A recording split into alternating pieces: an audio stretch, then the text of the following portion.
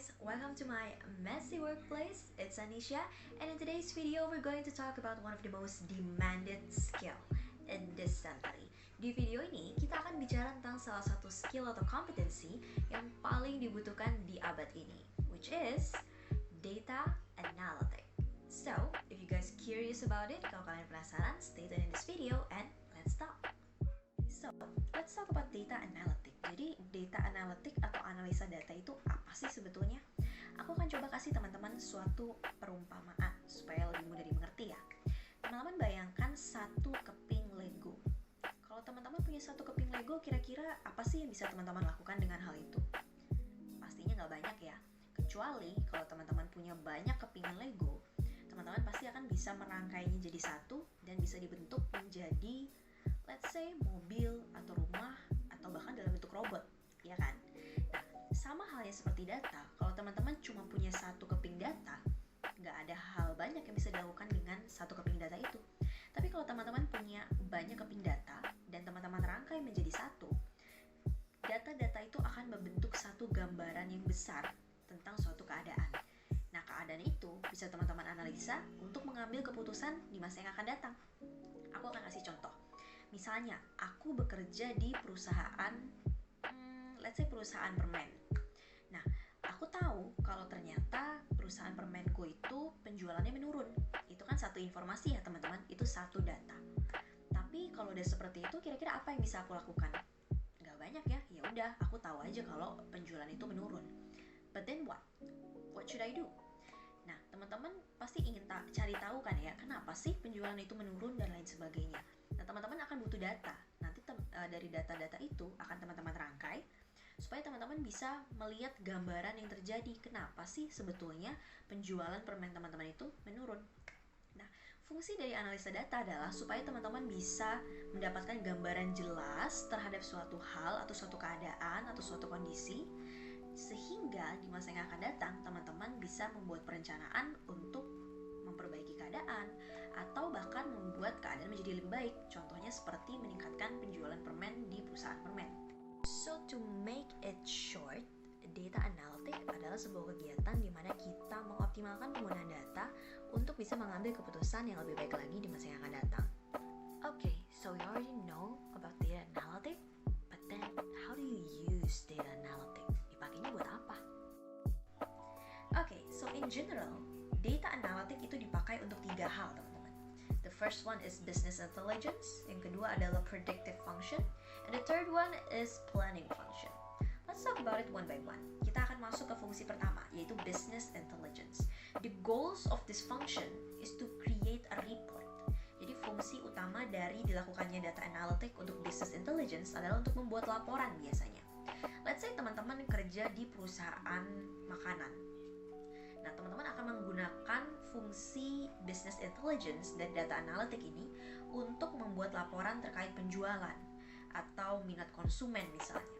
Whatever you can do to improve your business, okay, with this business intelligence feature atau function. Okay, contohnya gimana sih misalnya?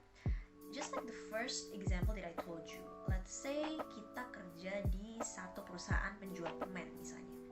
Nah, sebagai perusahaan yang menjual permen ini, aku tahu kalau ternyata di bulan Juni penjualan permen dari perusahaan itu menurun. Sad ya. Nah, sudah tahu seperti itu, kita cuma punya satu keping data itu ya teman-teman. Kita tahu kalau penjualannya itu menurun. Itu udah satu keping data tuh teman-teman. But then what? Of course we want to increase the sale, ya kan? Kita pasti ingin meningkatkan kembali si penjualan itu. So what do? We gather the data. Kita akan kumpulkan data-data yang bisa kita gunakan untuk meningkatkan penjualan. Ya, sebelum kita analisa, pasti kita kumpulkan data terlebih dahulu ya. Nah, kita kumpulkanlah data, lalu kita temukan ada 4 data ternyata dari hasil survei kita. Kita tahu ternyata peminat permen kita itu, peminat produk permen kita itu paling banyak adalah laki-laki misalnya. Itu satu keping data ya. Lalu kita tahu bahwa ternyata rasa yang paling laku itu adalah rasa strawberry, let's say. Lalu kita juga tahu kalau ternyata permen kita itu paling banyak dibeli di jam 8 sampai jam 12 malam misalnya. Lalu data yang terakhir adalah kita tahu kalau ternyata permen kita itu di stok ke toko-toko itu biasanya di jam 1 pagi sampai jam 6 pagi misalnya. Itu udah ada 4 keping data ya teman-teman. Kita tahu gender pembeli kita tahu rasa yang paling sering dibeli atau paling laku, kita tahu jam pembelian dari produk kita, dan kita tahu jam stok atau restock perusahaan kita ke mitra-mitra usaha kita, yaitu toko-toko atau warung-warung misalnya gitu ya teman-teman. Kita udah punya 4 data nih. We already have 4 data. Now what do we do about it? What we do is we analyze the data. Kita akan analisa nih dari data itu sesuai dengan keadaan yang terjadi di pasar. So we done a survey. Kita melakukan suatu survei ceritanya.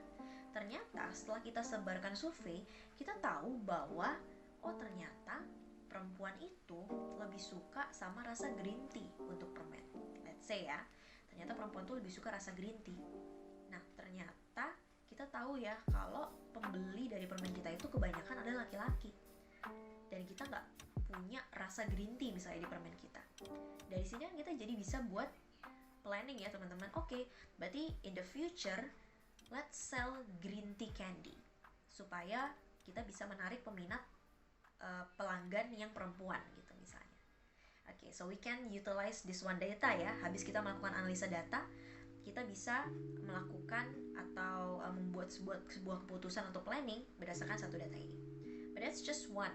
Let's optimize our decision using the 3 other data. Kita akan gunakan 3 data lainnya untuk meningkatkan penjualan kita. Tadi kita tahu kalau ternyata rasa yang paling sering dibeli itu adalah rasa strawberry. Okay, we know that the taste is strawberry. Tapi what's the problem? Kenapa penjualan tetap turun? Padahal kita terus-terusan menjual rasa strawberry kok. Ternyata kita tahu bahwa si rasa strawberry ini dia itu kurang di stoknya. Jadi memang dia selalu habis.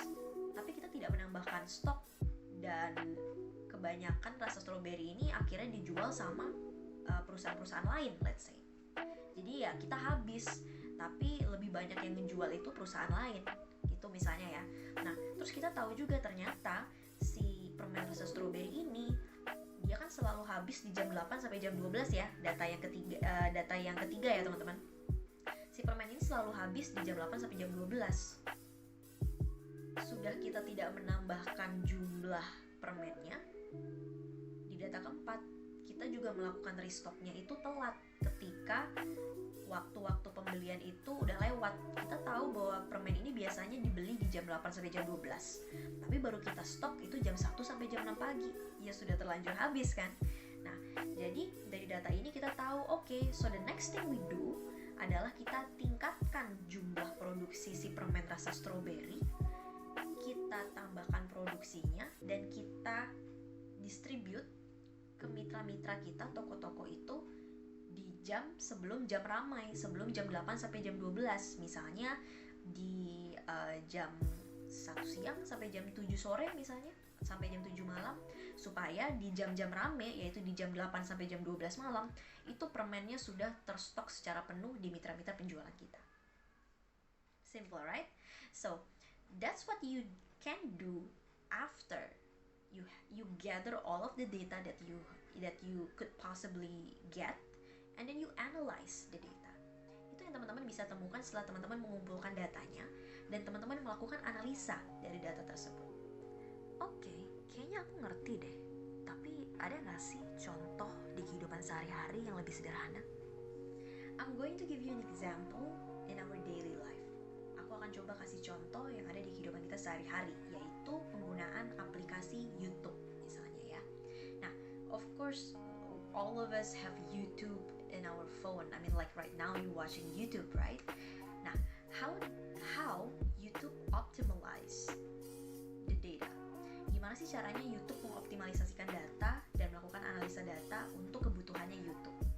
Nah, ini kan ada di kehidupan kita sehari-hari nih ya teman-teman.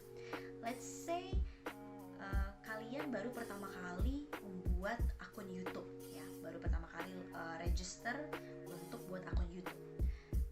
Pay attention. merekomendasikan ke berandanya teman-teman itu pasti random, mulai dari video politik, video dance, video music video, atau video mukbang pastinya. Nah, kenapa sih YouTube melempar video-video yang random itu? Itu karena YouTube sedang mencoba mencari tahu kesukaannya teman-teman apa. And then you started to use YouTube for like a week, let's say. Teman-teman mulai menggunakan YouTube selama seminggu. Nah, pasti banyak kan video yang ditonton. Nah, ternyata selama seminggu itu YouTube mengambil data history videonya teman-teman dan tahu kalau misalnya teman-teman itu sukanya nonton video mukbang, let's say.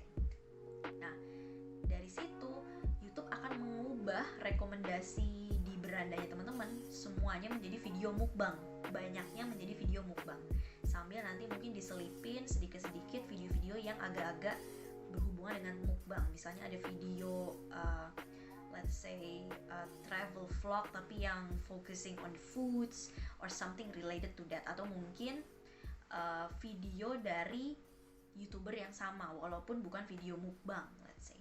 Nah, kenapa sih YouTube melakukan itu? YouTube melakukan itu supaya teman-teman terus-terusan membuka YouTube. So, they try to understand what you like and your habit sampai mungkin jamnya loh teman-teman. Ternyata setelah dianalisa YouTube, ketahuan bahwa teman-teman tuh suka nonton YouTube di jam 8 sampai jam 12. Nah, akhirnya di jam 8 sampai jam 12 itu, YouTube akan sangat-sangat gencar tuh merekomendasikan video-video yang kira-kira menarik untuk teman-teman. Atau bahkan sampai kasih kayak pop-up notification to attract you to watch and open YouTube and make benefit for them, untuk membuat laba karena teman-teman terus-terusan untuk membuka YouTube. So, that's how the apps optimize data and using data analytic to attract you to keep on using a YouTube, for example. Nah, itu ada salah satu contoh implementasi data analytic. Or contoh lain, misalnya teman-teman sini pasti pernah menggunakan Google Maps dong ya. Nah, Google Maps itu kan yang menggunakan banyak ya. Let's say ada 10 juta pengguna Google Maps.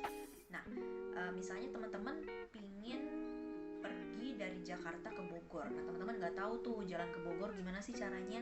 Nah, so this is the first time you're going to Bogor and you open Google Maps.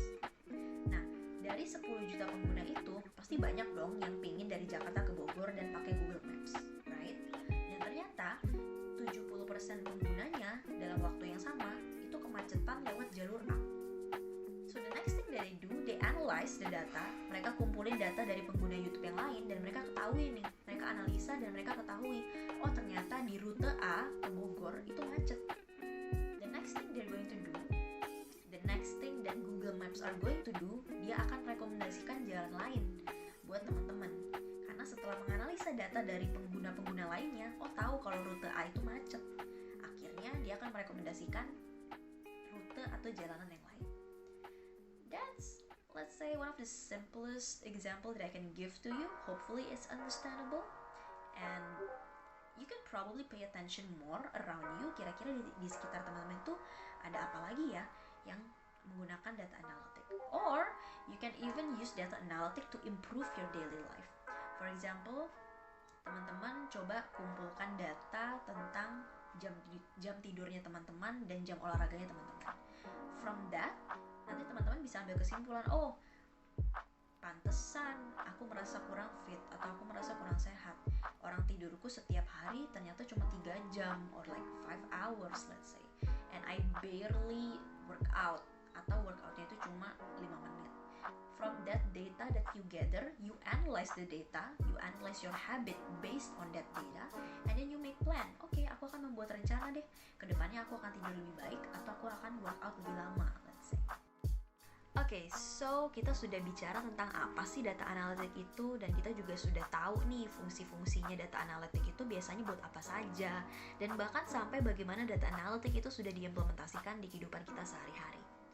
Now you know, sekarang teman-teman udah tahu gimana sih kira-kira penerapan dan gambaran dari kompetensi yang paling dibutuhkan di era ini. So the next thing you do, you can just try to explore more about data analytic and the skill related to it, and voila, you already have one of the most demanded skill in this century. Okay, so I guess that's all for this video. I hope it gives you some sort of a new insight or motivate you to learn new things, especially data analytic. Thank you so much for watching this video. I hope it's useful. Semoga bermanfaat. And I'll see you in the next video. Bye!